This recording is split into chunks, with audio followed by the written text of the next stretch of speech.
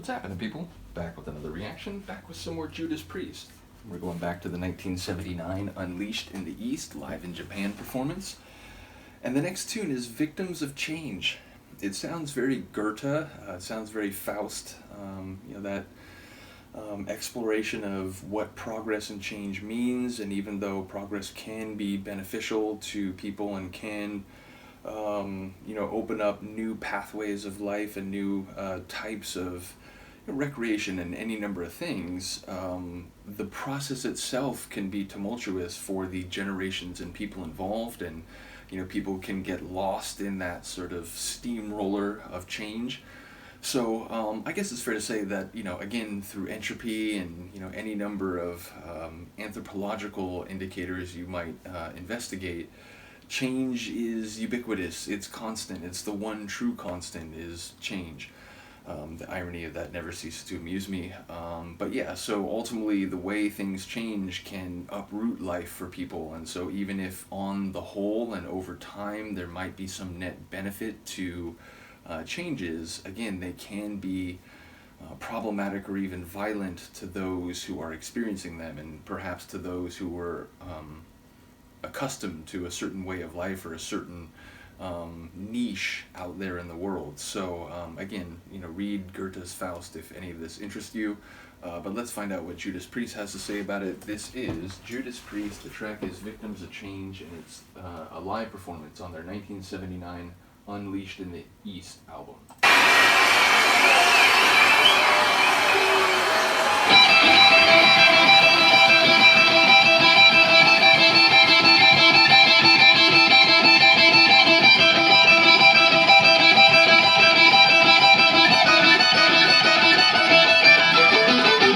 Very Castlevania.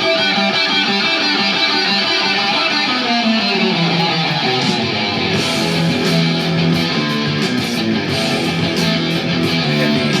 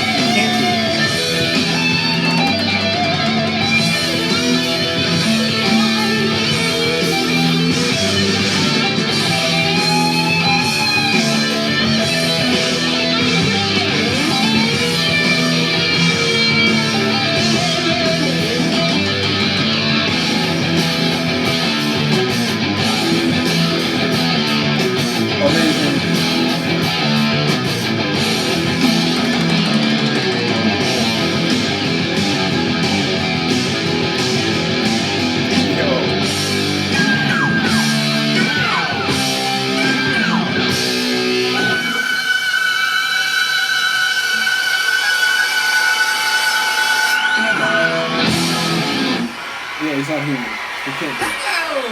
You are very welcome. Actually, thank you, sir.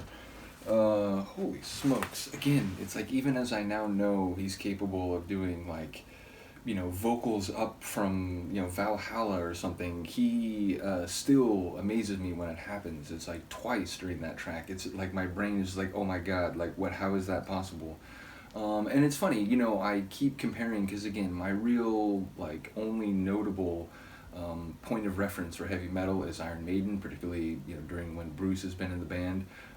So again, I've listened to those albums in the last several years on a significant level. This was one of the first ones on this live album that felt like the long multi-phase journey that is often the case with Iron Maiden tunes of like 8, 9 minutes long, 10 minutes long. This felt like it was like 7, 8 minutes. Oh, that's right. This whole thing is one track. So I'm not sure. Oh, I can check on Discogs. Hold on. So this tune is it's like 7 minutes. So basically, as I said, it was one of the first experiences where it felt like we went to multiple places and went like through multiple sonic and vocal terrains by the end of the tune, whereas a couple others were like 2.5 minutes, and they were sort of straight away just ripping tracks, including the Ripper. So this was a cool sonic journey overall, and I enjoyed multiple phases. Like the guitar work was crazy. Again, a couple moments where the vocals just arrest my brain and I can't think of anything else.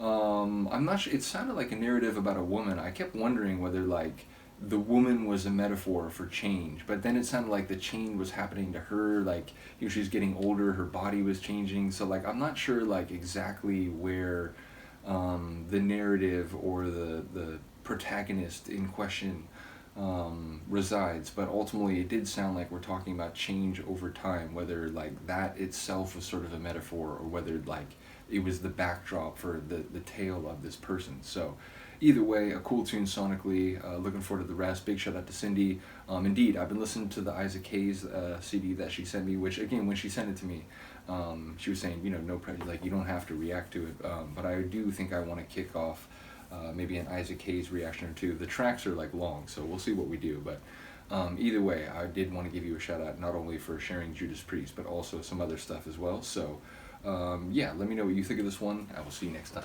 Peace.